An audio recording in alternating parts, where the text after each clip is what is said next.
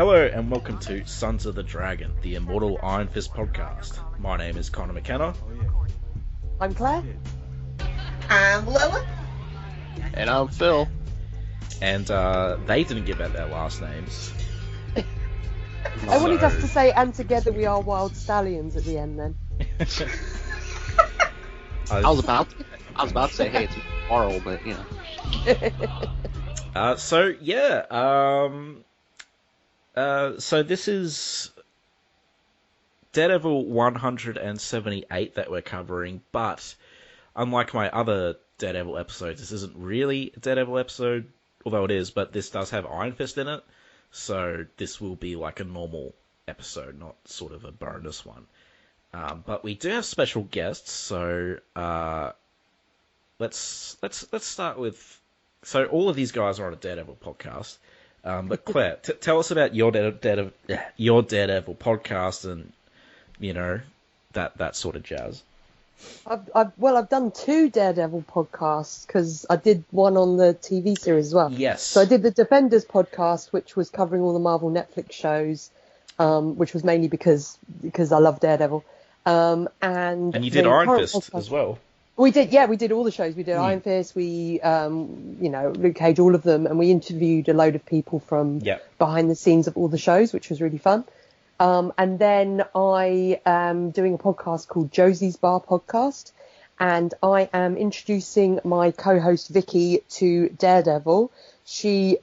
All her knowledge of Daredevil was from hanging out with me at conventions, where I've cosplayed and coming on the Defenders podcast.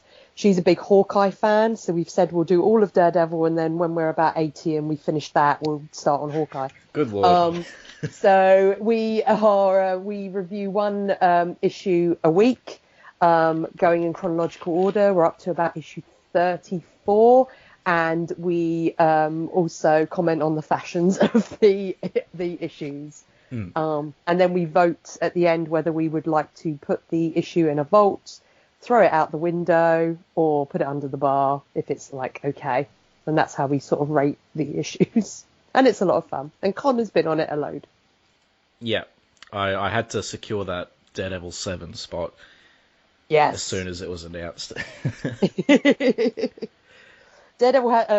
Connor has a seat at the bar at Josie's, like with a little name plaque, because you're such a regular guest. I may or may not sleep under the bar. No one's found me yet, though. So there's a nice bed of like old issues that we're not sure if we like or not under there. That would be quite comfy. There's a lot of those issues. Yep.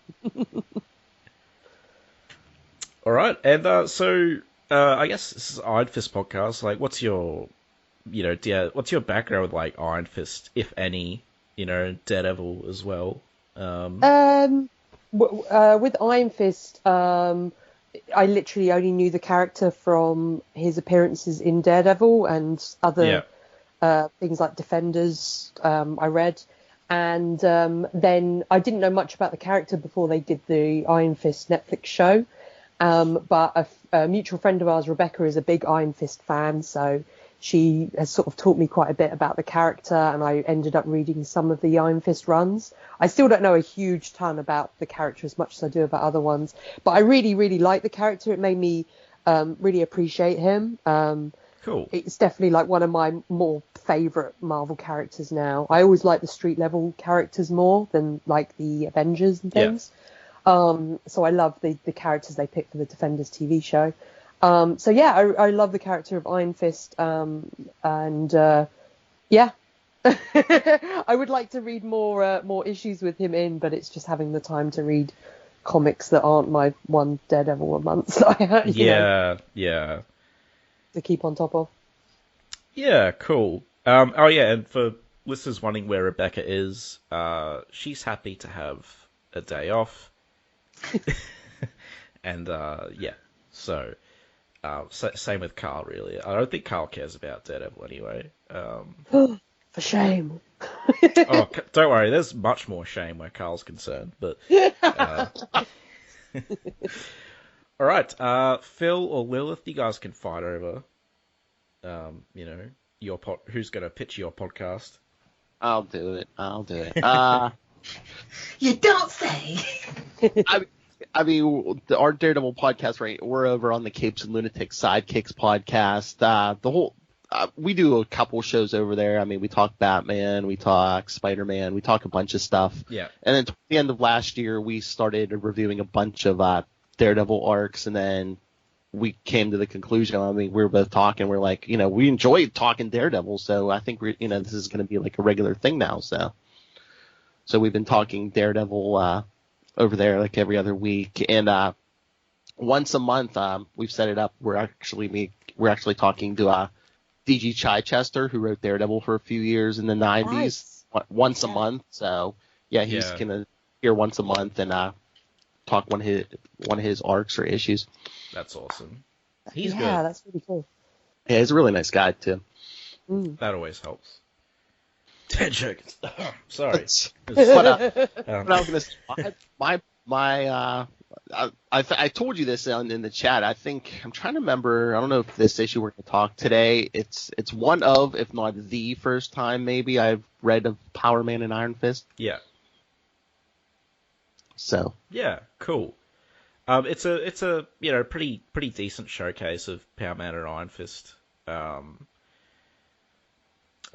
I guess we'll probably compare it to, because Phil, Lilith, I, and Ray, we did. I think I showed you as well, Claire, that at Marvel Team Up Annual 4, I think, where Daredevil, Power Man, Iron Fist, Spider-Man, and Moon Knight team up to fight Kilgrave and Kingpin, but mostly Kilgrave.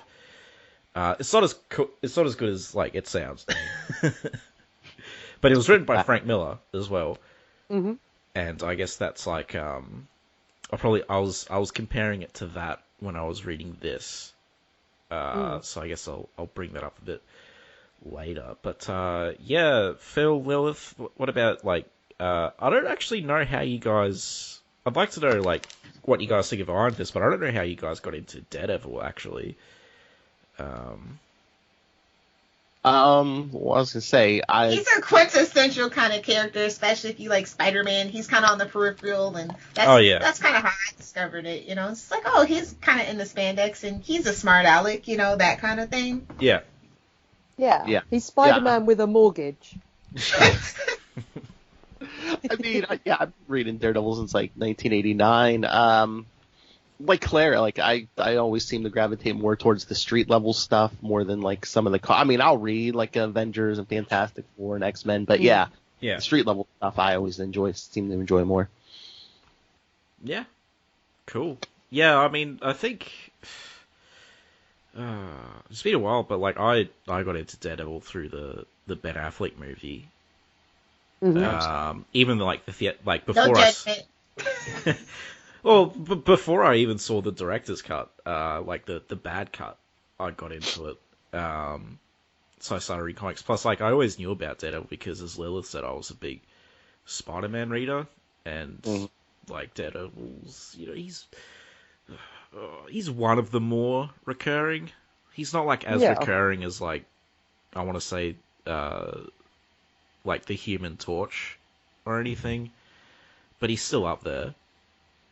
You can't read a big chunk of Spider-Man without coming across Daredevil a few times. I think the first time I ever came across Daredevil was Daredevil's first appearance in Spider-Man when he was in the yellow costume. Oh yeah. the Ringmaster, and I thought that was pretty cool. Still do. Good issue. So Spider-Man's the gateway drug because I was reading definitely. And the first new issue I ever picked up was Daredevil 270, which Spider-Man guest starred in. So. Nice. Actually, yeah, ironically... I can't even remember my first issue. I bought I used to just buy a ton from this shop that randomly rented out costumes and then sold comics, but old comics, and they were all in a box under the unit, and the guy used to smoke cigars in the store. So half of my comics really smell of cigar smoke. And I just bought a ton, so I wish I could remember my first one, but I can't. It was so long ago. Yeah, probably one of the ones in the 100s, I think. Early 100s. I get that. A lot of people are like, oh, I vividly remember my first ever comic book, and it's I don't remember at all what my first comic was. But yeah, Spider-Man really is a gateway. Like I think, most Marvel characters I've gotten into through Spider-Man. Not all of them. Ghost Rider is something I found out by myself, but like and Iron Fist, that was separate too. But it's the same with me over at DC. Like Superman provides a gateway into a lot of other characters I've gotten into, like the Spectre. Ironically, Dick Grayson. Like not through Batman, but through Superman. I was like, oh, Dick Grayson's pretty cool. So, yeah. Oh yeah, Phil, isn't Dick Grayson your favorite? Or your least favorite? Yeah, definitely. Yeah. Yeah. All right. Well, let's start talking about this issue. So, Daredevil 178. I'll get some background on this. You guys feel free to start talking about that gorgeous, well, I think it's gorgeous cover. Yeah, I love that cover. Yeah, it's beautiful. Mm-hmm. It's very. I'm like a big fan. I've sort of said on our podcast before. I'm a big fan of where there's lots of like bubbles going on and stuff. And I think this is really nice. I like that. You've got Iron Fist and Power Man in silhouette. You don't have to see them, and you've just got this like really simple colors and just like the concentric circles of like the radar sense with the sort of bits of streamer coming down. It's really nice. It's a great Daredevil cover, and it's a great Power Man and Iron Fist cover. Like I love the way he's using the radar sense to sort of get the outlines and shapes, and really really classic like karate or kung fu pose from Danny, and big hulking pose from Luke, and because the Frank Miller's done a lot of Power Man and Iron Fist covers, and none of them have really gotten good reviews from us. Like they just, okay. They haven't been very good. The characters have looked a bit weird, and the backgrounds have just been like plain red, plain white. But this is easily the best cover I've seen that he's done with these two characters. Do you think the Power Man and Iron Fist ones were like, those were just a job? But I think it's like he really enjoyed his time on Daredevil. Yeah. Yeah. Like there's definitely a lot more thought went into this one. That's for sure.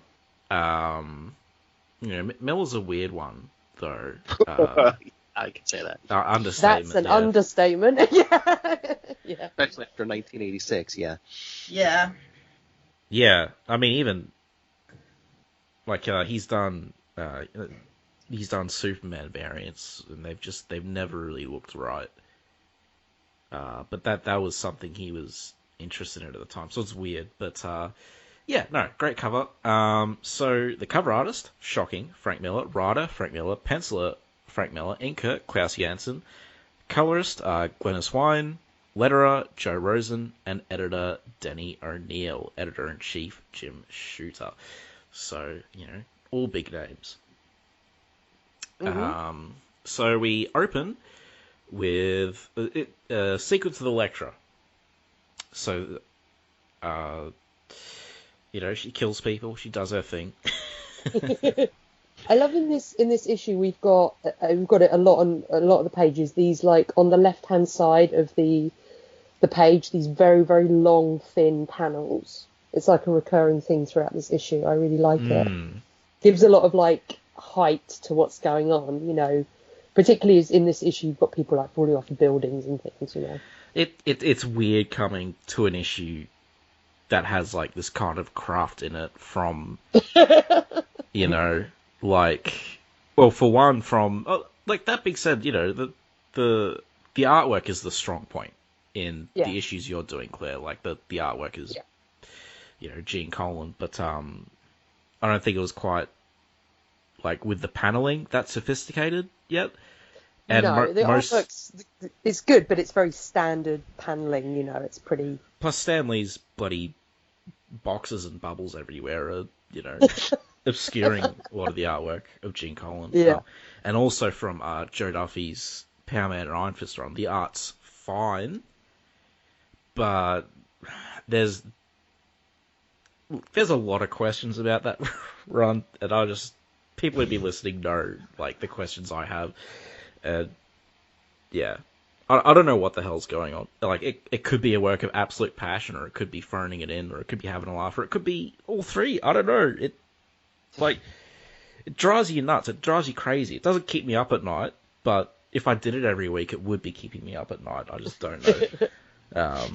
There's definitely going to be eras of Daredevil that are going to keep me up at night in the future of my podcast, when we're doing weeks and weeks and weeks of certain storylines and certain art, for sure. Yeah.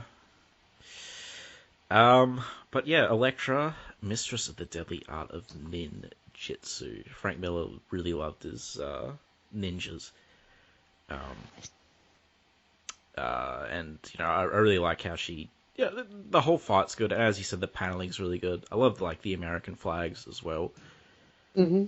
And, like, her stabbing the guy, and he kind of falls out of the glass. I can't remember the paper version. Like I said, I didn't pull it out, but did they have that? I mean, in the digital version, like when she pulls the sai out, the blood looks like orange. Was that in the original paper, or did they recolor that? Yeah, it looks orange here as well. Okay. Like the guy coming through the glass. Yeah. It's orange. Yeah. A general thing with this run, like very specifically this run, is I always preferred the originals because they just look grimier, which I think suits the run a lot more, whereas these, I love my omnibus and stuff, but they really cleaned it up a bit too much, I think. Yeah, they smooth it out, really. Yeah, and wasn't there, what's that phrase, like, you know, there's like a bunch of black dots covering all the panels. Do you know what I mean? Like pop art? Maybe. But like, never mind, it's too hard to explain. But it was like a printing process, but yeah, once they digitize it, they like remove a lot of that. They smooth yeah, out, see, I thought that really added to the sort of like, you know, noir kind of feeling.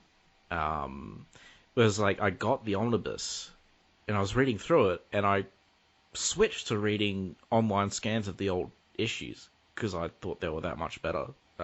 Yeah. But like, this is still good. I'm not as judgmental as I was back then. Like, I'm enjoying this more now. But no, she takes them out quite efficiently. Lots of violence. Yeah. You know, not like enough violence for a Frank Miller fight scene or whatever. Well, it's early Frank Miller. Yeah, tame by Frank Miller standards, but by Daredevil standards, less tame. You know, you see her impaling people. You don't see blood and stuff. It's usually going through their shirts. But I like that she threw the guy out the window, though. Yeah. That's always fun. Yeah. All Like these she guys are shredded. With the sai. Yeah. These guys are all like bodybuilders who know how to use nunchucks and a chain. All right. Yeah. So that was the test. Yeah, that was a test, and yeah, she gets a note from the Kingpin. So thoughts on that sequence, guys? It was. I mean, for me, it was. She reads the note. Really? I was just happy to see Elektra because we're at the moment on the podcast right in the middle of the Mike Murdock saga, and I was like, yay! It's just nice to see her. I really like the character of Elektra. I never like it when she's leading her own, you know, comic. But as a supporting character in Daredevil, I'm a big fan of her.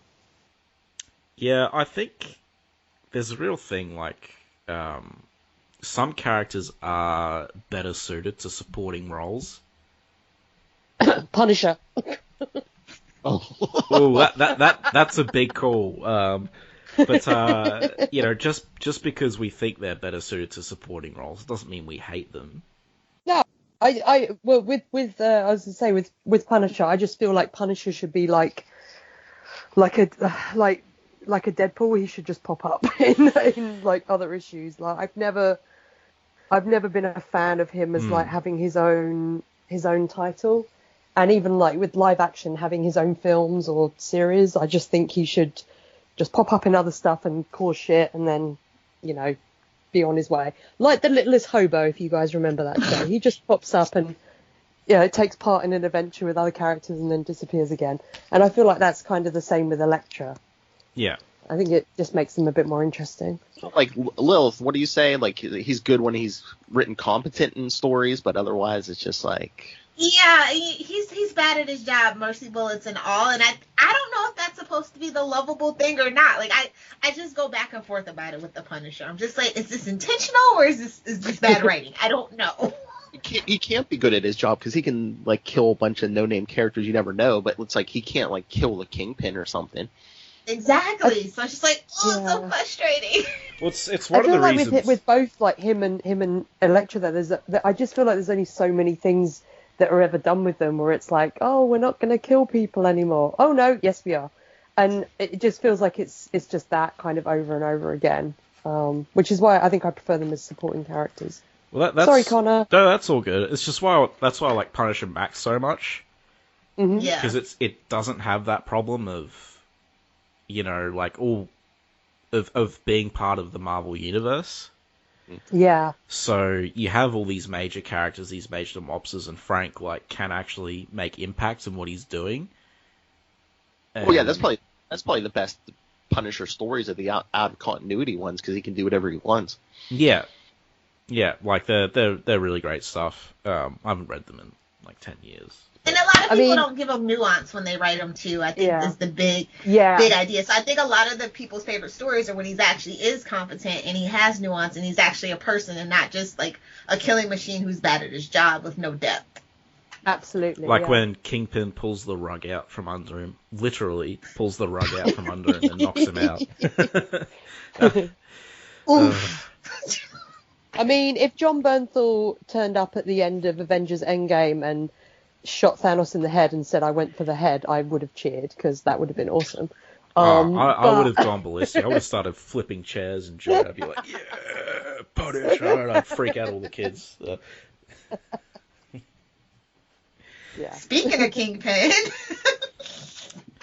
Oh yeah, Kingpin with his little note.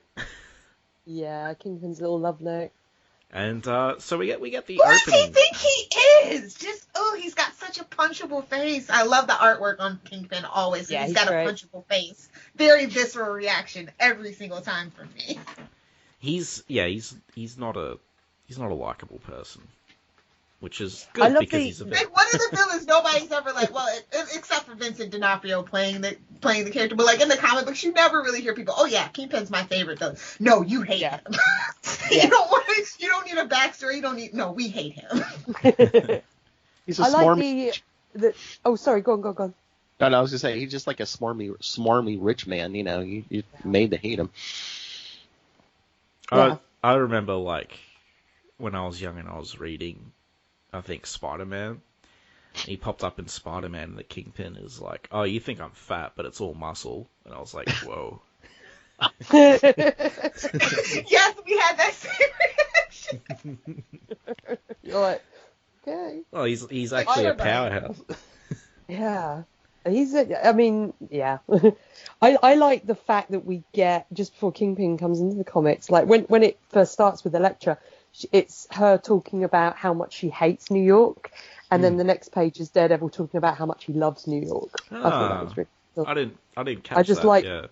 I like that difference. She's saying about, I think it says she hates this city, she hates to breathe air that he has breathed, to feel a floor beneath her feet and know that it is part of an architectural maze that connects her to him. So it's about how she hates the city, and then when Daredevil turns up, he's saying about how the morning is gorgeous, there's wind in my face, summer sun in my back, all the endless city sounds like a brass band below me. You're beautiful, New York, I love you. And it's very... Classic man-woman dichotomy, am I right? Well... but even this could be, the artworks, but the tone of it, I mean, it could be straight from the stuff you're covering, Claire, the 60s, Oh yeah, him this singing through the city being like, yay! Oh yeah, and he loves it. Yeah. Which again, Miller's run gets gritty, but it's, he still wrote Daredevil with a jovial side. Mm-hmm. He was just putting him through the I can't say that word because I'll have to censor it, because for some reason Carly decided to make this non-explicit, but he puts him through the ringer. Miller puts Daredevil through the ringer, but later writers, I guess, just they lose sight of, Daredevil having this sort of side to him. Modern comics, it just seems like every writer, every other writer is just like, oh, how can I mess with Matt Murdock's life? He's the king of man pain. Yeah. Absolutely. Which is one of the reasons it's great. That's why I love the start of the Wade run, because at the start of the Wade run, he's just like, it took him back to being like the kind of swashbuckling Daredevil. Yeah. I mean, he went through a lot of punishment after that, as Daredevil always does, but it was a kind of going back a bit more to earlier Daredevil. And I love, and I've said this to you as well, Connor, and on our show, about how I think Wade, I really like the way Wade wrote the depression side of Daredevil, because he's a character that has depression, has mental illness, and I really like the way Wade had him dealing with that, and it covered a lot of the depression of the character, even though the Wade run was a lot lighter in some ways than some of the runs before it. Yeah. Oh yeah, that's a sign of good Daredevil writers, when they can mix like the the dark stuff with the the humor. And yeah, definitely. Yeah. And I'm fine with Daredevil being like rock bottom though. Like, I think for a while after Mills' run, he was constantly down. But for me, that was fine because, with what he was going through. But then it gets to a point where it's like, okay, Daredevil's life is kind of normal now. But I don't know. It's nitpicking. I really don't care that much. But I think Miller just has a reputation for making Daredevil super dark when it's not really the case. Yeah, I mean, I don't mind when he's down, but when every writer does it, it's just like, oh, this thing again. Yeah. I mean, I guess some writers do it well. Like, my favorite Daredevil runs Ann Nocenti's run. Yes. And he goes pretty down in that, but then, like, other runs, he goes pretty down, but they're just not written well. I think that, yeah. But yeah, back to this Daredevil run. So this whole plot's going on with the Kingpin has this, kind of politician puppet. And, this,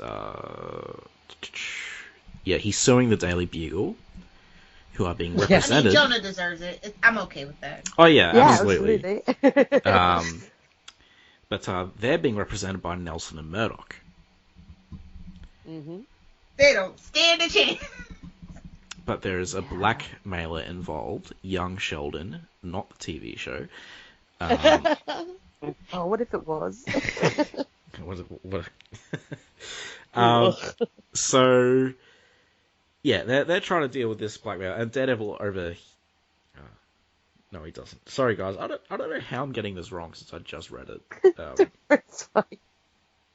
There's stuff happening anyway. So the Nelson and Murdoch are with J. Jonah Jameson, and Sheldon is like, he wants to sell them the info on this guy. Yeah. Yeah. This massive office, by the way. I mean, they say it's like the new office, but I was like, wow. And again, he sets up the building, like what the building looks like on the left panel. And yeah, it seems like in this issue, like it seems like when he every time he changed his scene, he did that long panel. I love it. Yeah. Yeah, it just gives it like a real like height, and particularly being New York, I just love it. It's just. And you get to. I love these like long panels. You get a view too, as well, which is pretty cool in that office. So. You get to use up less of the page, as well. Because a lot of there'd be big panel kind of establishing shots like horizontally. Yeah. But yeah. So yeah, it's a very, very economical way of doing it. Do you see that picture of Matt? That panel of Matt down the bottom where he's thinking. See the black sort of dots I'm talking about? Yeah, the shade. Yeah, that's what it was in all the originals that I was really missing in these recolors. Like touching up, like that added the real grit film noir sort of feeling. Not that it was deliberate. It was, as Phil said, it was just the way they were printed. But yeah, without it, it just looks a bit too clean, I think. I think so as well. So did they miss that panel? Well, it's like the best looking panel on the page, in my opinion. So I know, but I'm just saying every other on the page doesn't have it, just that one. Yeah, no, you're right. Maybe they did.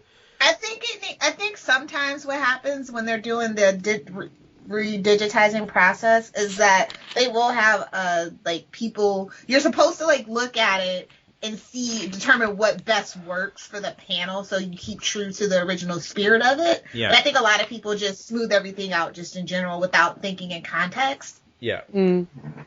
So when you go cheap, just just smooth it all out. But then if you get like somebody that actually cares, they will go through do the context thing. Yeah. Yeah. So a bunch of thugs break in to get the information that young Sheldon has. And so what Matt does here, Clark Kent, anyone? Well, I was distracted by the fact that his trousers are really high and really tight. I was like, those trousers, they are so tight and so high. Like, you wouldn't be able to do any, like, daredeviling in those trousers because you're going to get a rip. These are the things I think about. We talk about the clothes a lot on my podcast. The ladies must love it. I mean, look how many women he's been with. Yeah. It's like the gray sweatpant effect, if you know what I'm saying. Yeah, he acts clumsy and takes everyone out, which I really like. Which is like you compared him to Clark Kent. He can like really like outpace Clark Kent because it's like, oh hey, I'm blind. I can really play the. Oh yeah, definitely. I guess I was. Excuse me, sir. I didn't see you there.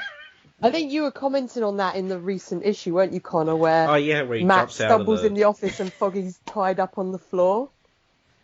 I know someone was commenting on that and saying, and Matt's like, "Oh, I hear noise on the floor. Who is it?" Like this. But it was. It's always quite funny when he's playing up the sort of blindness. Yeah. I remember when Matt did the other Clark Kent thing is when he falls out of the helicopter that he comes back up as Daredevil and he's like, don't worry, I rescued Matt Murdock. Yeah, don't worry, he's fine. Yeah, even though we're in the middle of the ocean. But this is a great sequence though. And as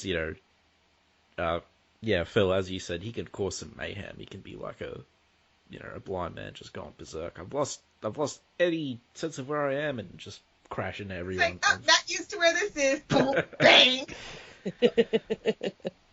And I just love it. It's like, oh, good thing we keep so much paper in the outbox. Because you're bad at your job. It's just sitting there. He's like, yeah, no, just leave the paper there. It's foggy. And it's like, oh, here we go. So, young Sheldon's running away. Daredevil chases after him. I love that shot of him just falling down the side of the building, like. Oh yeah, it's great. And everyone like watching him go. It's great. She's taking a dive straight into the concrete. No big deal. Exactly. I was like, what is your plan at the end of this? You're gonna break. Let's hope a flagpole's nearby.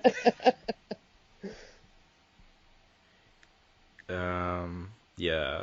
I mean, he would sense it with his radar sense, really. Mm-hmm. Not to be a party pooper, but. And I don't know if the tight pants and stuff are because he had that his Daredevil costume underneath. Because I guess maybe you don't want your clothes flapping in the breeze and like maybe like someone sees some red under there. I don't know. Maybe. So he lands, startles them all, and they're like, "What do we do? Go for your guns. The three of us, and only one of him." And I love that. Just that. Yeah, that little smirk. It's like, yeah, come on, great. Try it. I want this. Yeah. And he goes, hoods are getting smarter. But, I've pointed out a lot of times, just in any superhero comic, is like, it gets to a point where it's like, why are ordinary people attacking this person? Seriously. Yeah. Although, one of the good things about Spider-Man, he always comments on it. He's like, why are you guys attacking me? Really? Like, I'm Spider-Man, come on. Yeah. And he gets bitten on the hand for his trouble. I didn't actually notice that. I always thought it was... But yeah, that's really bizarre. Because then he looks a little too old to be biting people. That's all I'm saying. he's like, I love he's in the next panel. He's like holding his hand, like, oh, he bit me on the hand. Yeah. Well, I was gonna say he's supposed to be a teenager, but you can tell he's a bad kid because he was up there smoking 2 seconds ago. Mm. Oh, he's got nicotine in the bite wound. Oh no. Oh no. That would have been funny if he just wanted to like bit Daredevil. He bites Daredevil's glove. Daredevil would have been like, that's like Kevlar or something. I'm not feeling that. Is it? Yep. Now expand that, Tony. He felt that. But it's still a glove. I feel like. Wasn't there an episode of Batman, Adam West, and Robin was trying to be one of the bad guys, but his cover got blown because he wouldn't smoke a cigarette with all of them? Amazing. So yeah, he runs off. He says no point in chasing him. He obviously doesn't want to talk, and he can't bring him in for anything anyway. So it's like, what am I gonna do? Say he bit my hand? I wouldn't love that. I'd love Daredevil to go in the police station. He bit my hand. He's a menace. He has rabies. Put him down. I just dove off a building, but he bit my hand. It's like that little pancakes kid from Cabin Fever, if you remember that scene from that movie. The little kid like just does a backflip and like bites one of the guys on the hand, and he kind of looks like him because he's got this mop of blonde hair as well. That's what it makes me think of. I have not seen that movie. I have heard of it though. Don't watch it. It's terrible. Okay, right. I've watched it, so you don't have to. I'm glad you took that hit for the team. That's fine. Thanks. So we get next day at Park Avenue office, again another vertical panel. And we finally get Powerman and Iron Fist. I was a bit surprised that they showed up so late in this. Yeah. That's a habit they have to do when they introduce these guys. I've noticed in their crossover. Right. They wait as long as possible, it feels like. And it's like, well, I mean, yeah, Miller obviously wanted to use these guys because it's not like Marvel would be like, hey, put Powerman and Iron Fist in Daredevil. So, but Danny and Luke are arguing with, well, not arguing, but Jaren Hogarth's getting frustrated with Danny and Luke again because they're just not very good at being like profitable. Because they're the heroes for hire, but generally they just take whatever jobs they want. They're the A-team. It's okay. We can say it. And if they take jobs that they don't want, usually it ends with like a giant Egyptian colossus walking around the town and destroying things. Yes, that actually happened. It's just the bills for Luke Cage's shirts, because doesn't he lose a shirt every? Yeah, he does. And for pizza. So, I don't know if any of you guys are confused as to why Daddy Rand is a working stiff when he has so much money.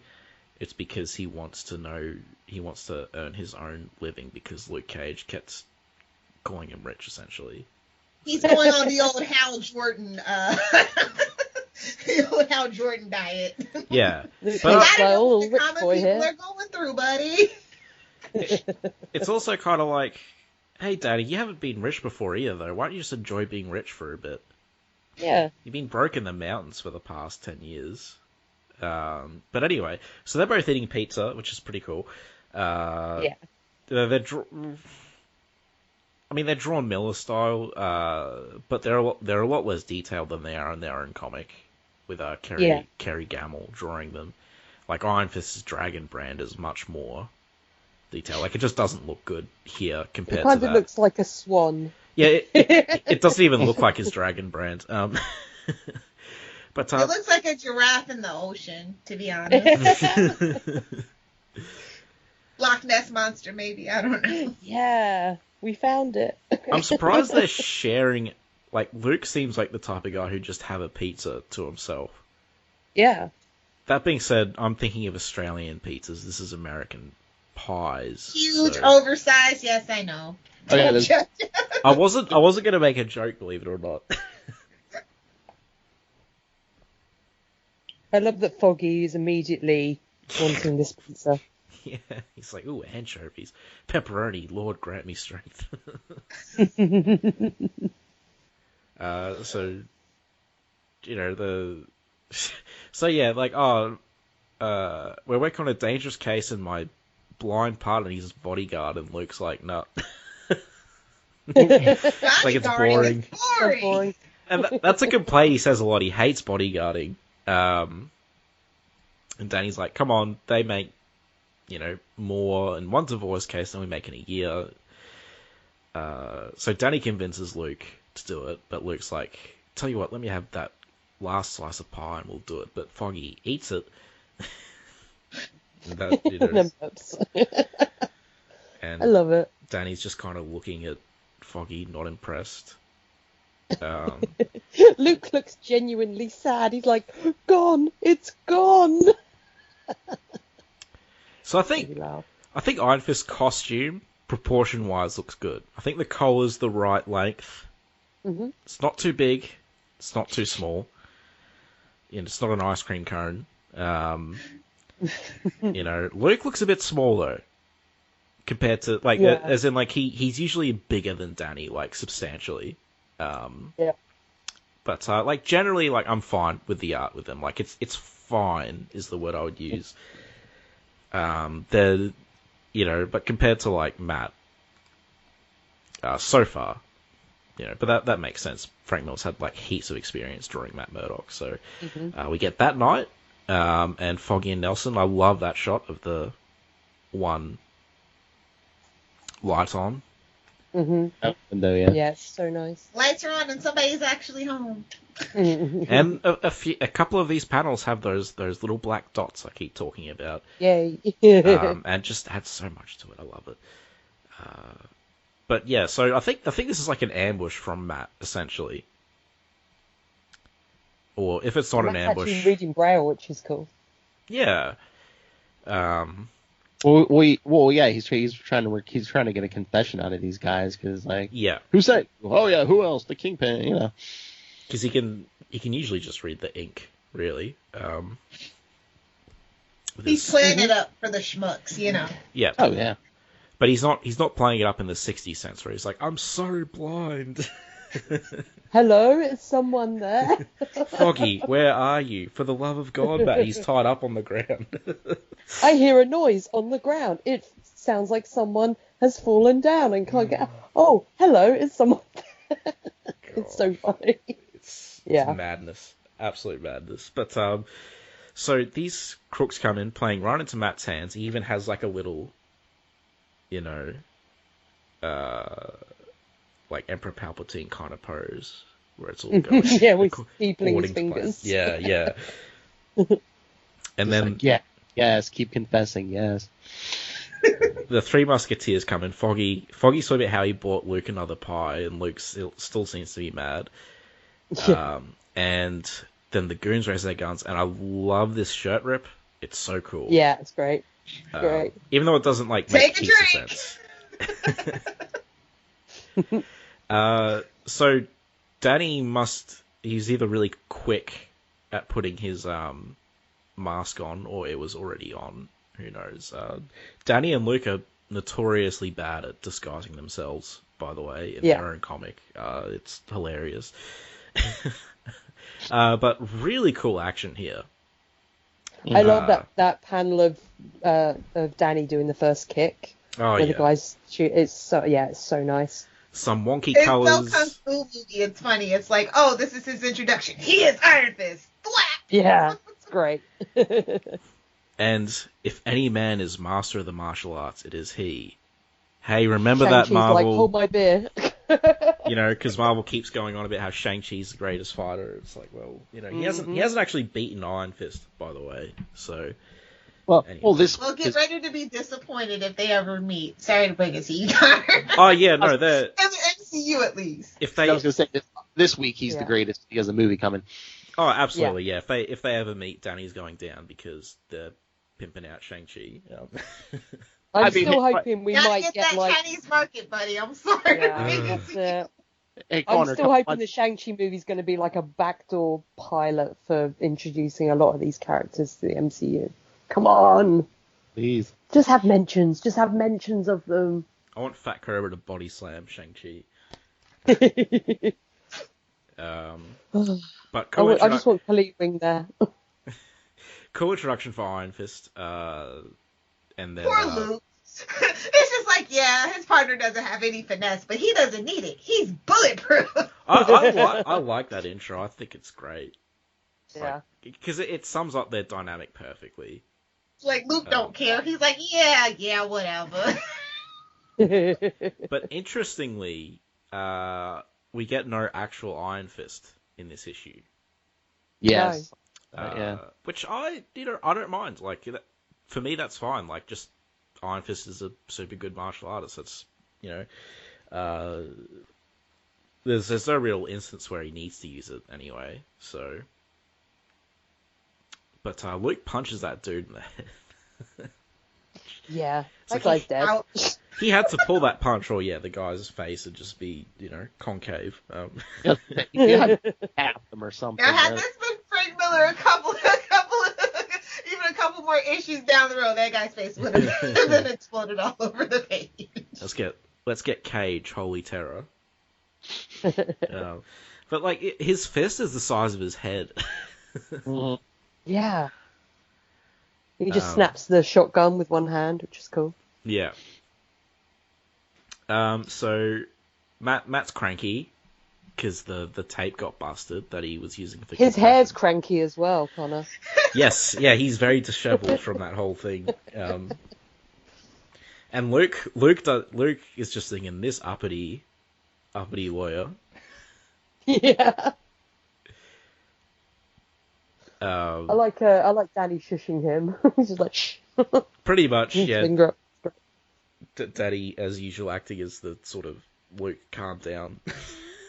Because Luke Cage is a very angry person, especially back in this era. And so next page, we get, again, another establishing shot, and they're at court. Yeah. And so they're guarding Matt still. And this was hilarious. So it turns out Jaren Hogarth is the prosecutor. And their reaction when they see each other is great. When they look at each other. It's so funny. And then he throws them under the bus. He's like, yeah, look at who they're hiring. And it's perfect because that sums up the relationship with those three perfectly. Mm-hmm. He's like, you just proved my point. Look, he dragged this riffraff into the court. But Jaren, too, I find that weird that he's like, oh yeah, look, Murdoch's tardiness shows his lack of respect for the court. I'm thinking he's blind. Wouldn't someone be like, well, maybe he's late because he was having trouble getting here because he's blind? Doesn't matter. Like, if you're a lawyer, you're a lawyer. You're an officer of the court, and you're supposed you have standards that you have to live up to be fair. True. Plus, Jaren's a jerk. Plus, it's America. Yeah. Yeah. Although I think female Jaren is more of a jerk from the TV shows. Yeah. Although I don't know if any of you have read the issue where they go to Jaren Hogarth's kind of mountain home, his base, and his staff is exclusively women, and it's just super James Bond. Creep alert. Oh yeah, he's like a James Bond villain with a base, and he has all these women henchmen. It's hilarious. Well, that's what TV. That's what TV Jaren would do as well. Yeah, that's a good point. Yeah. And then she would sleep with them all. Exactly.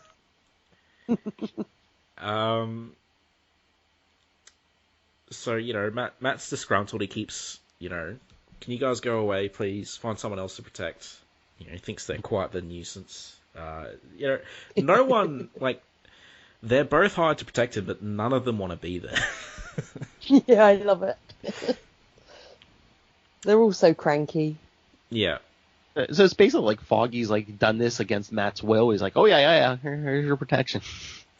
Well, I mean, if Matt, he's like, that's what you get for lying to me. I'm gonna annoy you. Because my theory is Foggy's always known. He's just been really cool about it. He's just trying to wait for Matt to tell him. He's like, do you really think I'm an idiot, buddy? Do you? Okay, I'm gonna annoy you with this then. I wish that was the case. I find it so embarrassing that Foggy's the last person to find out. Yeah. I love my Foggy, so that's my headcanon. You can't take it away. We are 100% behind Foggy at the moment in the podcast. We are, yeah, he's the protagonist of those issues. He really is the protagonist of the comic.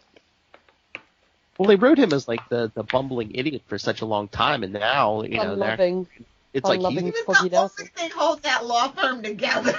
Matt did not help at all. Oh yeah, the stupid cruises. When the last issue we did, Foggy was so worried about Matt because Matt wasn't answering the phone and not turning up to work that Foggy went to Matt's apartment and left a little cassette tape on Matt's doorstep. That when Matt got it and played it, it was like Foggy going, "I just want to make sure you're okay, friend, because you're not answering, and Stiltman's in town, and you're blind, and I'm worried." And we were like, "Aww." Matt should have walked in. You're too good for him, Foggy.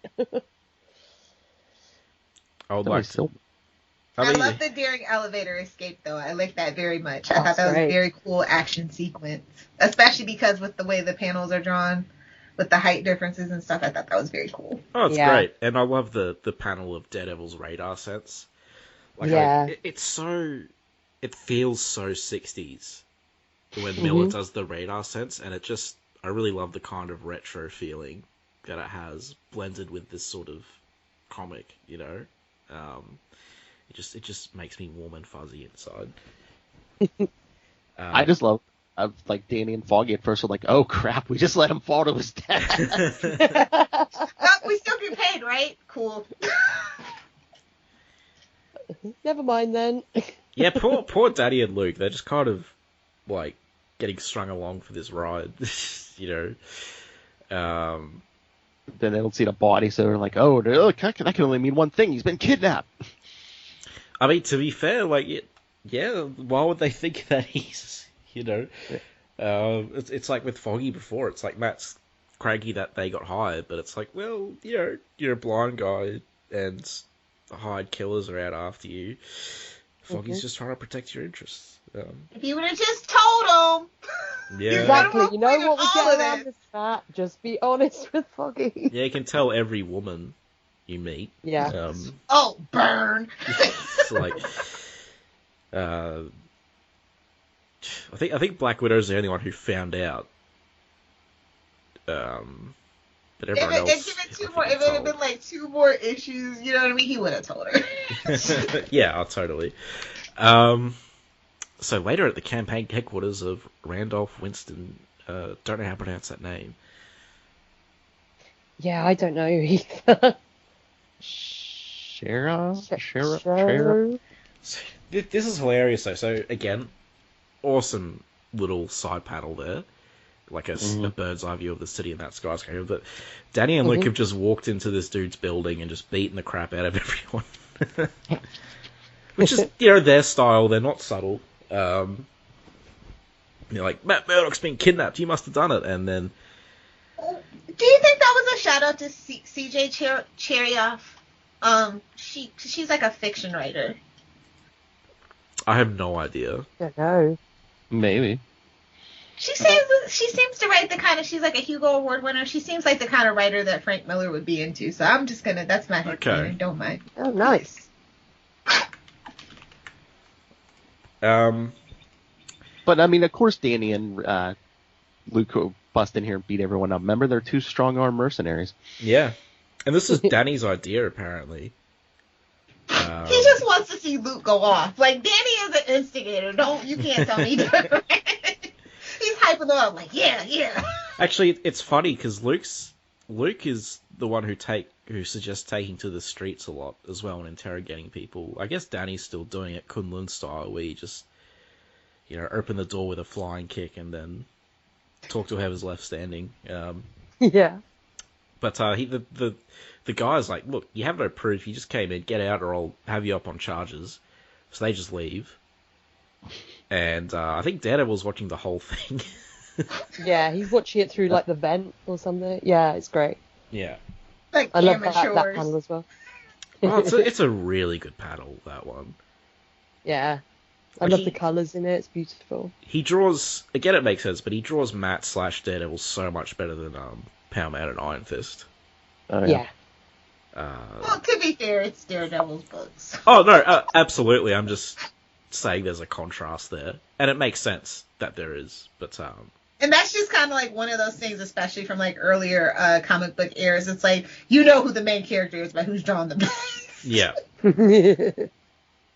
Frank Miller did draw my favourite ever Daredevil cover, so I do like the way he draws Daredevil. Which one's that? 163, I think it is. It's Daredevil versus Hulk. And it's Hulk in the foreground. You just see Hulk's hand in the foreground and his leg, and it's just Daredevil and the big Hulk silhouette, and it's just Daredevil like facing against him. And it sums up Daredevil to me, because it just sums up like almost like the underdog, but he'll just keep fighting. I love it. It's beautiful. Yeah, it's my a great favourite cover. It's a good issue. I would love like a non-lettered one and just have it as a print. Would be really cool. Oh yeah, I think we're covering that this year. Oh, nice. Yeah. Yeah. I think it's 163. Giant Kermit the Frog. Yeah. Like, okay. Is it Thanksgiving? Because I was confused. I'm like, why is there this huge parade going on if it's not Thanksgiving? I like in that really long, tall panel, it looks like Kermit the Frog's birthing this little jelly baby. Because there's like the float behind. Eat the reader. No, thank you. It's a very weird angle. And I like that they never referred to him as Kermit. They're like, he's climbing that giant frog. And I was like, you mean Kermit? Lil, for tax purposes, they had to say a giant frog. That's Smokey the Bear behind Kermit? It absolutely is. Oh, wow. We got Turkleton, who's a classic. Was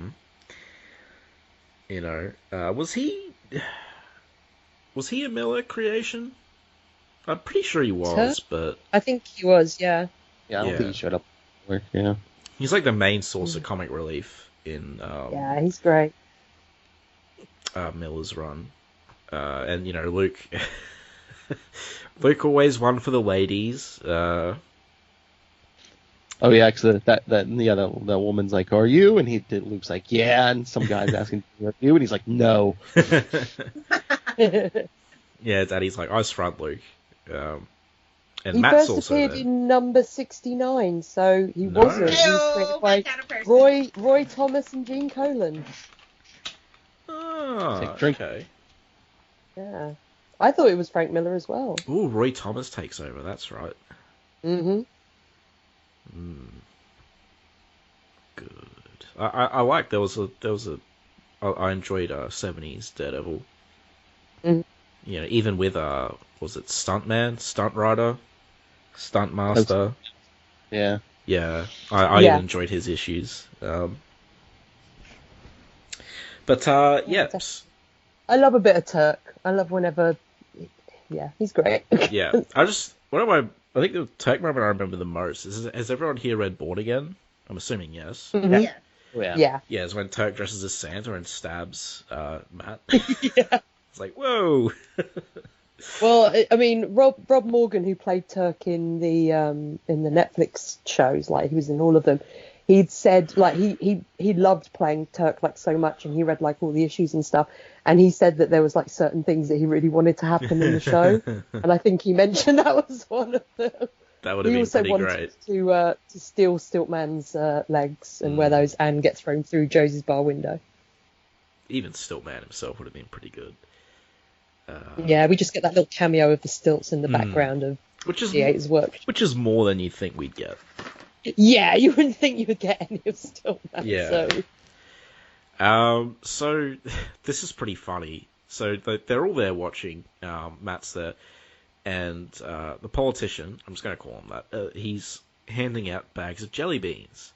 He's like, a very special bag for you, son. And the checks. And young Sheldon's like, right here.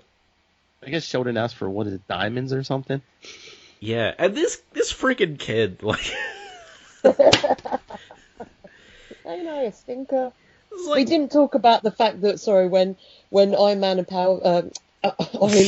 Iron Fist and Power Man are standing there with the crowd, there's like the one woman who says to Luke, and she's like, "Are you?" And he's like, "Yeah." And then this other guy goes to that, and he's like, "Hey, are you?" And he's like, "No." Yeah. I love it. It's pretty good. So great. It's just cosplay. Don't worry about it. Yeah, we're on our way to New York Comic Con. So, like, yeah, this freaking kid, he's a little brat. Like, he just grabs it and runs away. Like, yeah. Like, he's So clearly great. giving him something, and the kid's like, no, I'm taking it. I'm doing this. So they go chase little Timmy, I guess. I'm going to call him. So Turk and Grotto get in on it as well. Are dressed like clowns or some jugglers as well. Yeah. And then Daddy's like, Luke, it's him, Murdoch, it's Murdoch. He's like, these guys, my goodness. Not them, not now.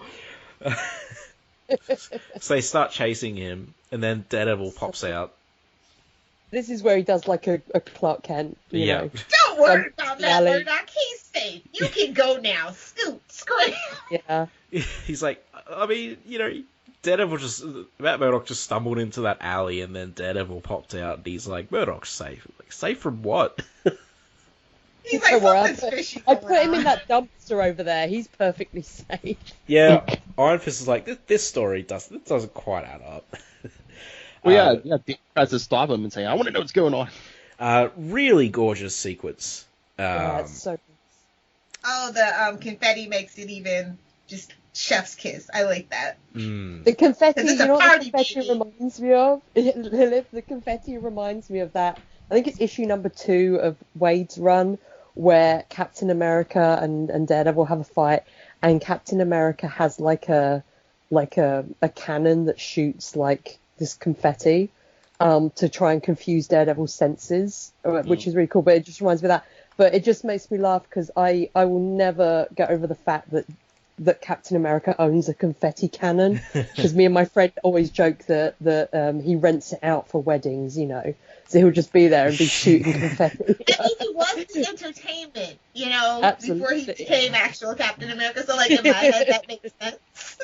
Yeah, I just love it. But I love this this recurring thing of like this, you know, if there's confetti and stuff in the air, then it messes with Daredevil's senses.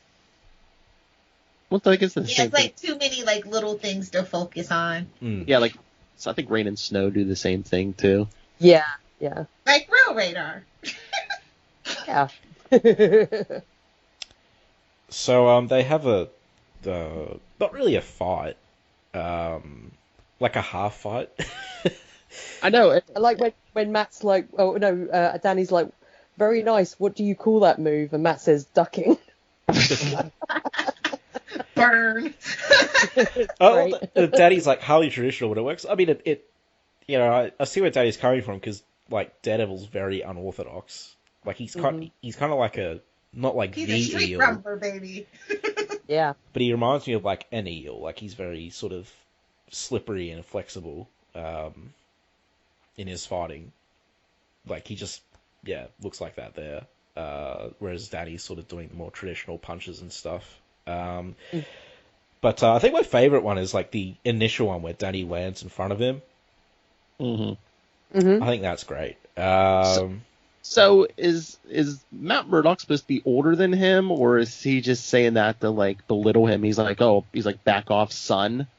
Yeah, that's just how Matt talks. He's you know, he's all bravado. I think he's always been a little bit older than Danny, hasn't he? He's definitely older than Danny. Isn't Matt in his 30s at this point? Matt's kind of always in his 30s, do you know what I mean? He's forever like 34. That's what he told those women. Exactly. When Iron Fist got back from Kunlun, he was 19. So I would rough guess he'd be in his early 20s at this point. That's still a little condescending, though. It's Matt. It's what he does. A bit, especially if they really fought. I'm pretty sure I know who'd win. I was going to say it's Daredevil's book, so you know he's going to be more competent. But Danny should have been like, oh, not bad for an old man. Oh, I don't think. I think it's good. It's a stalemate, really. Like they don't really fight. They just sort of go, oh, that's nice, call at each other. Like I don't remember them ever fighting outside of when Danny was dressed as Daredevil. Yeah. And Danny is like mimicking Daredevil's style, and it's still a stalemate. So, But that's the only time I actually remember them tussling, because they're heroes. Why would they fight each other, right?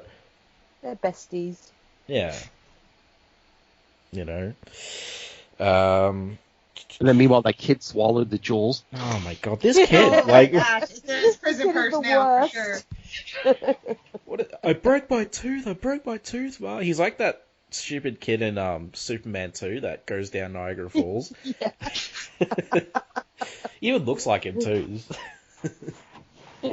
He just turns up in this kid just turns up all over the place and just causes shit. It'd be great. So Daredevil gets away from Danny by just jumping, just going vertical. I hate to be rude, but I got more important things to do. Yeah. Mm-hmm. And Daredevil's using his radar sense, and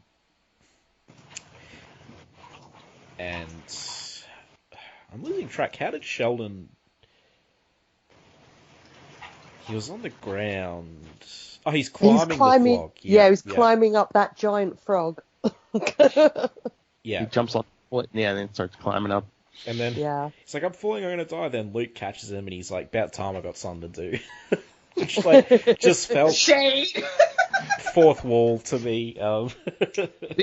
Because that's what I was going to say with this issue. You said that, Danny doesn't use the Iron Fist. It's like, what about Luke Cage? I mean, he didn't get to come through one wall this issue. He got shot once or twice, but he didn't lose a shirt once this issue. So Danny got a little set piece fight with Daredevil, and Luke didn't really do anything while that was happening. So we get a sob story from young Sheldon about his sister. She was a dancer, and then her legs are broken. The evil boss just replaced her with someone else, and he wanted to get her leg surgery or something, and blah blah blah. And Powerman and Iron Fist are like, we'll help out after we find Murdoch. And Daredevil's like, Murdoch's fine. Yeah. So don't worry about he asked me to kidnap him just to get him away from you two. Yeah. It's like, Matt, don't be such a... Oh, there goes I have to censor something now. Great. I have a real potty mouth too, so... Oh, me. I mean, the whole reason our podcast is explicit is because of me. So... I mean, we made the Superman one explicit because, because Ray, we know what a potty mouth Ray is. Oh yeah, Ray he just doesn't stop. It's all the wine. Don't judge my boy Ray. So then, funny twist, young Sheldon has lost the check in all the confetti. Yeah.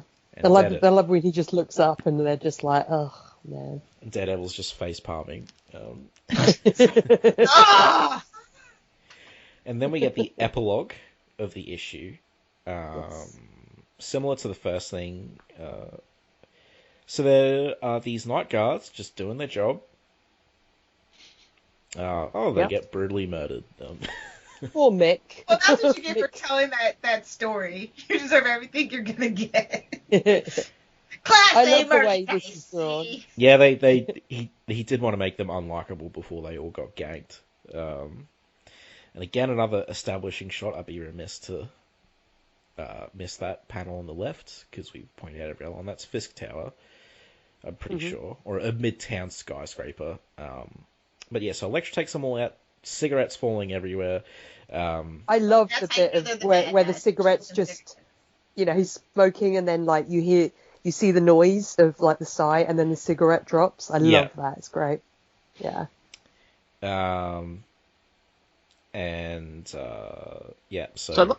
So they're like the night watchmen, but they're not allowed to turn on a light. I mean, that's beautiful art, but it's like, you gotta have the darkness building, and you have to do it in complete darkness. Here's a flashlight. Kingpin's weird orders. Yes. Yeah, he's a weirdo. Great shot of Elektra coming out of the elevator. Mm-hmm. Yeah.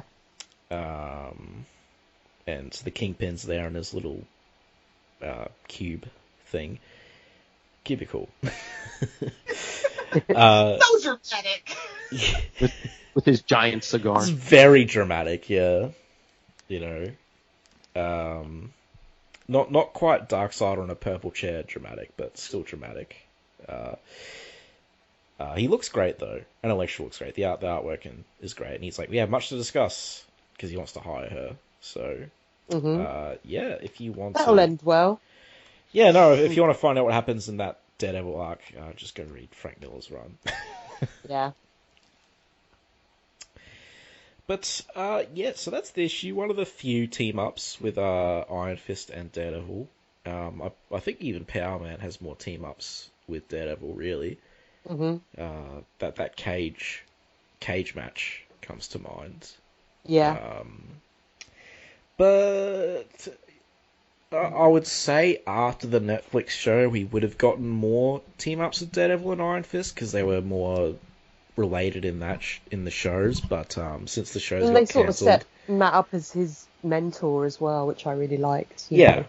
Saying about like the age thing we were saying about earlier, I like that Matt was like the sort of older one as well in the Netflix show, and then you did have this relationship of him as a mentor, and when Matt, you know, died, he put Danny in charge of like protecting the city. I forgot about that. Which Danny didn't do a very good job of, but okay. Yeah, I mean, well, we won't talk about Iron Fist season 2, Connor. Don't worry. He did a good job until 4 episodes in, when they just sidelined him completely. Yeah. You know, but anyway, Danny's been good recently. He's the champion of Kunlun now. He can teleport to Kunlun. He saved Kunlun, but I think the new writer's Larry Hama's about to take a giant dump on it all. Which, you know, I'm not looking forward to. Yeah, he's very much into the vintage, so good luck with that. I love him, but like he does have his own certain style and certain things that he likes to do, and he likes to take it back to a simpler quote unquote era. It's gonna be worse than that. But you know, we won't go into it too much because I'm trying not to despair. Even if the writing's on the wall, you know. Hey, Connor, as an Iron Fist expert, do you think like part of the problem maybe that like they give him like these short runs now, and every time it's a different writer, so you don't get like a consistency? Yeah. Well, what Larry Hama's doing, I'm not complaining about a continuity error. But for that question, like, I think it's a plus and a downside because all of Iron Fist's recent runs have been really good. Mm-hmm. They just haven't been the same person. Well, they've been the same person. They just haven't. There's just been continuity errors that don't need to be there. There haven't been the same writer. There hasn't been writer time after time yet. But like every solo Iron Fist series since Immortal Iron Fist has been really good. Like really quality, all really well written. But yeah, there's just been continuity errors. So it's like I would take the good story over the continuity, but it's just a bit frustrating. Because it's like you don't have to do that much research with Iron Fist to get it right, since he has, you know, such a short, recent history. You know, just hell, look on the bloody Marvel Wiki or something. That'll.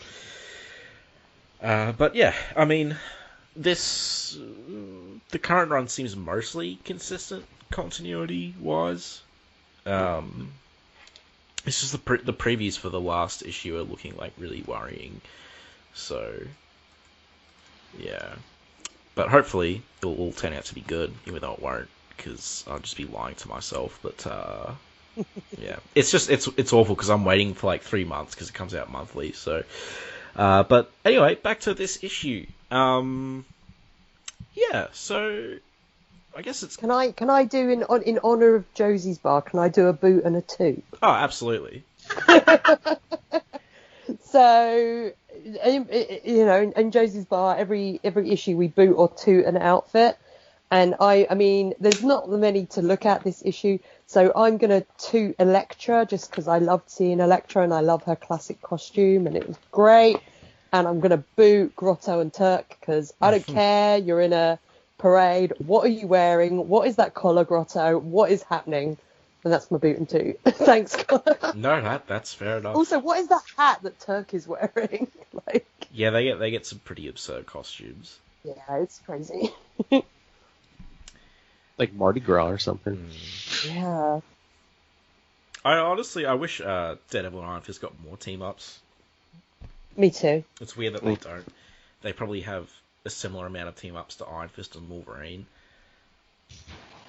Yeah. So... I wish they appeared together more as well, I think. Yeah. They're fun together. I mean, I'm not going to say it was my favorite, but I mean, they did do that Defenders... Bendis did that Defenders series. Yeah. Mm-hmm. That was surprisingly not terrible. Especially... Well, again, they're street level, and I think that's where he kind of does best. But it's always a little too dialogue heavy. But in his mind, he thinks that's like, a good thing. But I mean, like, it's weird because before that, whenever Bendis writes Iron Fist, he just shafts him completely, essentially. Like, but then he didn't shaft him in the, I'm pretty sure Iron Fist beat up Diamondback and stuff. So it was weird. But surprising, pleasantly, like everyone was good in that series.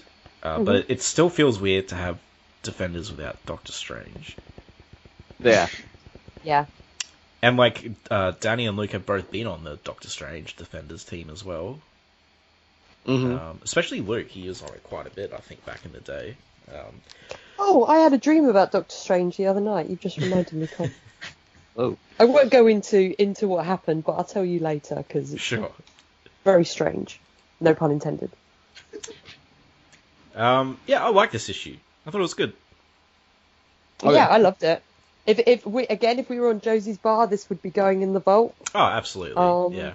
Yeah, because I really like this issue. It was really, really good action. Good. Like, I don't really have any complaints. Like, I thought Power Man and Iron Fist were used well. Like, even if they were comic relief, I didn't mind because, it just, the story just kind of worked. What did you guys think? Yeah, absolutely liked it. Yeah, classic Frank Miller in his prime. Yeah. Mm-hmm. And Frank Miller can do humor. Like this is a light-hearted, humorous issue, or he could do humor, I should say. But we won't talk about all crazy Frank these days. Yeah. But cool. Everyone enjoyed it, so that's good. And the artwork was beautiful. Yes. Yeah. Oh, yeah. I mean, the art really was phenomenal. We used to go into art a lot more on this podcast. Probably would have gone into this more if there was less people, but we don't want to be here for like 5 hours. So, but yeah, the artwork really was good. It wasn't perfect, but when it's good, it's Yeah, I was gonna say. I mean, art-wise, also. I mean, this is Frank Miller at the height of his powers. Yeah, his sorcerer's powers. Every time someone tries to mug him, his power grows. So. Oh no. That's terrifying. But yeah, I'm glad everyone enjoyed it.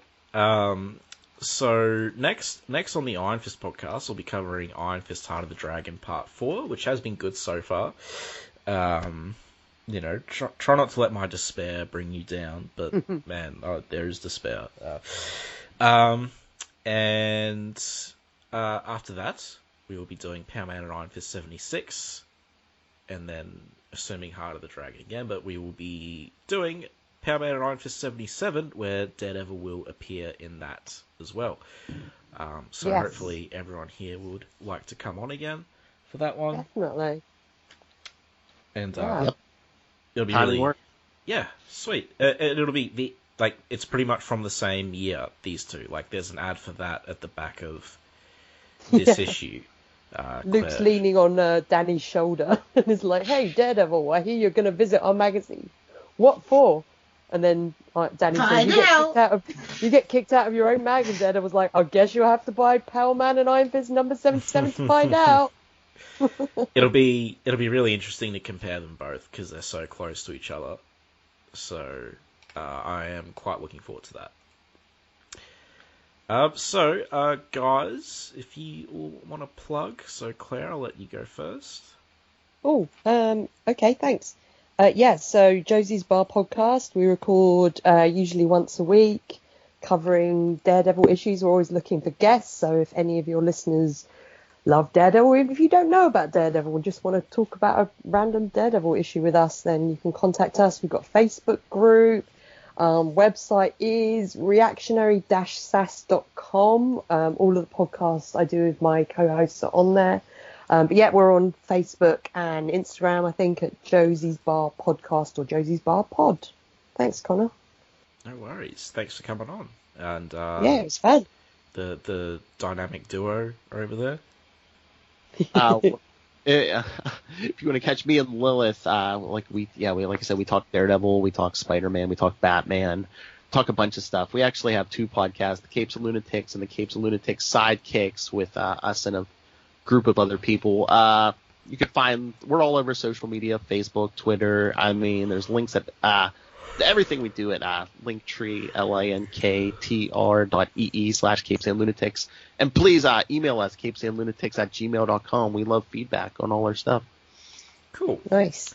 Lilith, do you have any personal accounts or anything? Phil summed it up. All right.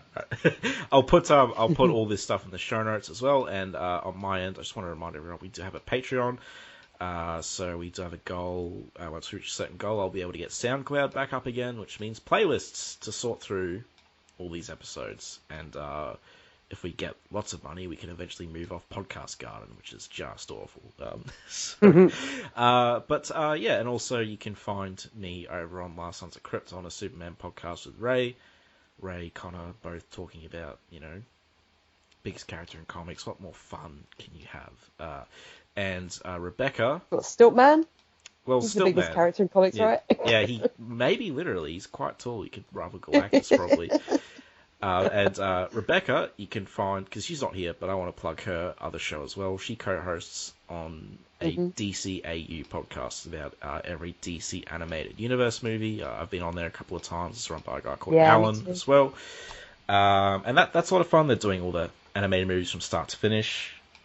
Oh, and I'll just give another plug. I finally got to talk to Rebecca yesterday because really? we were on episode 200 of Into the Night.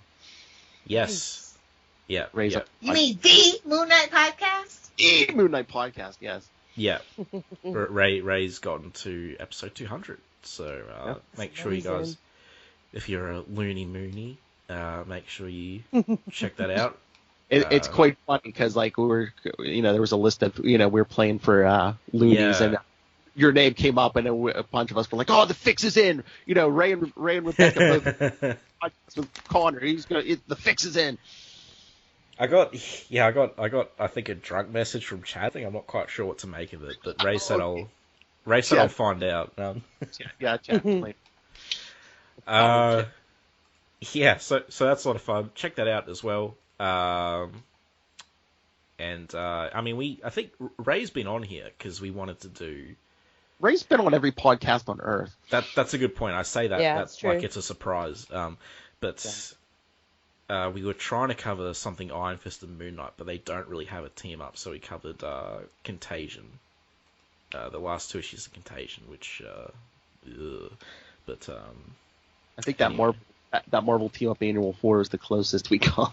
Yeah, and it was all right. Oh yeah, check that out too. We did Marvel team up annual 4 with Spider-Man, Daredevil, Moon Knight, Power Man, Iron Fist in that order, fighting Purple Man.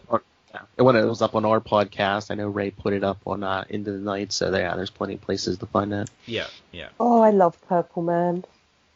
He was good in that. He's great. And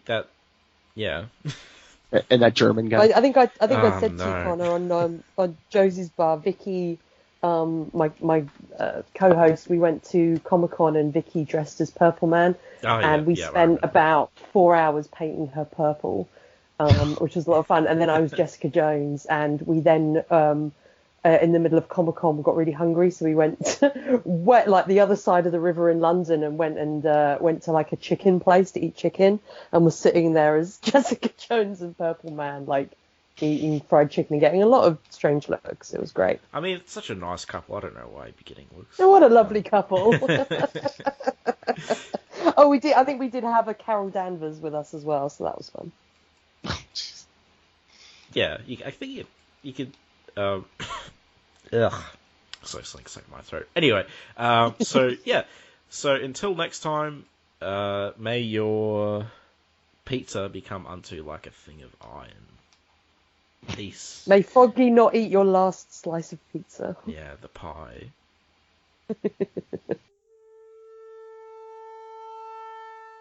Iron Fist and all other characters in these comics are properties of Marvel and Disney. Any music or images we use belong to their respective copyright holders. We do this for fun, so please don't sue us. You can contact us at sonsofthedragonpodcast@gmail.com. Just send us mail, comments, thoughts, anything you want really. It doesn't even have to be related to Iron Fist.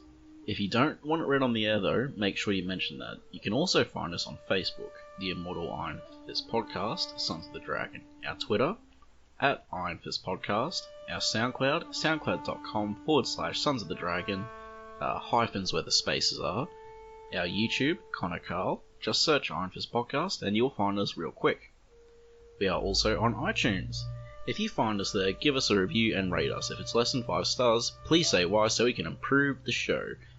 And we're on Podcast Garden in the literature section, and last but not least, head over to our WordPress, Sons of the Dragon, the Immortal Iron Fist Podcast.wordpress.com. That's where I put all the show notes.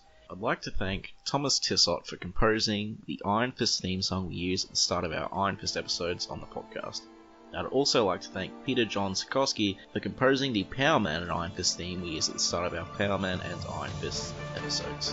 And finally, thanks to you guys for listening.